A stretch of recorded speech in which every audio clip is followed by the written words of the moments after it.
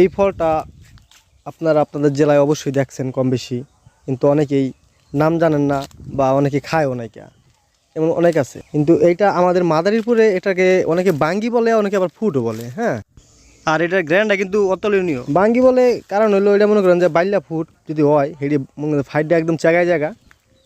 আর এটি কোন খেতে হয়, কী গাছে হয়, কেমন গাছে হয়, ওইটা আপনার একটু দেখাই, না দিলে বুঝবেন না। এই যে হলো ক্ষেত, এই যে দেখেন গাছগুলো হয়েছে, আর এর ভিতরেই যে বড়গুলো হয়েছে ওইগুলোই তারা ছিঁড়ে নিছে। হ্যাঁ, এই একটা দেখেন বড়, বিশাল বড়, এটা কিন্তু এখনও আবাতি পাকে নাই। তো ক্ষেত কিন্তু মোটামুটি বিশাল বড়। হ্যাঁ, বিশাল বড় ক্ষেত, এই যে বহুত ফুল ছাড়ছে। এটি আগামীতে ধরবো আর কি, বাঙ্গি ধরবো, ফুট ধরবো। হ্যাঁ, আর এই যে দেখতেছেন এরা হলো কিনতে আইছে। এই পিস কত রেখেছেন ভাই?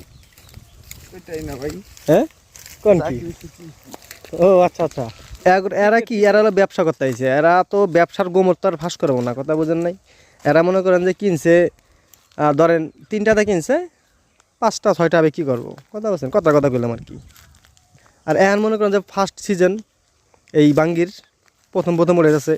আর একে রমজান মাস, প্রচুর টাকা বিক্রি করব, একটু চড়া দামে বিক্রি হবে এগুলা।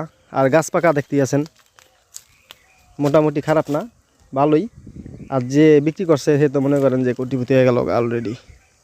এই দেন বাঙ্গি কি পরিমাণে ধরছে। প্রত্যেকটা মানে গাছে মনে করেন যে 15টা 16টা 20টা করে হয়। এই দেন এই যে বাঙ্গি একটা ফাইটে জায়গা রয়েছে, এটাকে বাঙ্গি, অরিজিনাল বাঙ্গি। এটা হলো বাইল্লা ফুট। হ্যাঁ, তো প্রচুর পরিমাণে ধরে।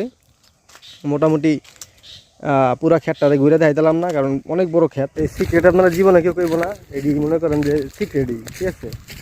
ব্যবসায়ী জীবনে তো আর ব্যবসার গোমর ভাঙবো না। আর গোমর না ভাঙাটাই স্বাভাবিক, কারণ তারা নিজে খেতে মনে করেন যে ফলটা ছিঁড়ে নিতেছে। আগে তো ক্ষেতটা নিয়ে ব্যস্ত, দেখেন কি চাহিদা, তারা নিজে আইয়া ক্ষেত থেকে ফলটা ছিঁড়ে নিয়ে তারপর বাজারজাত করবো।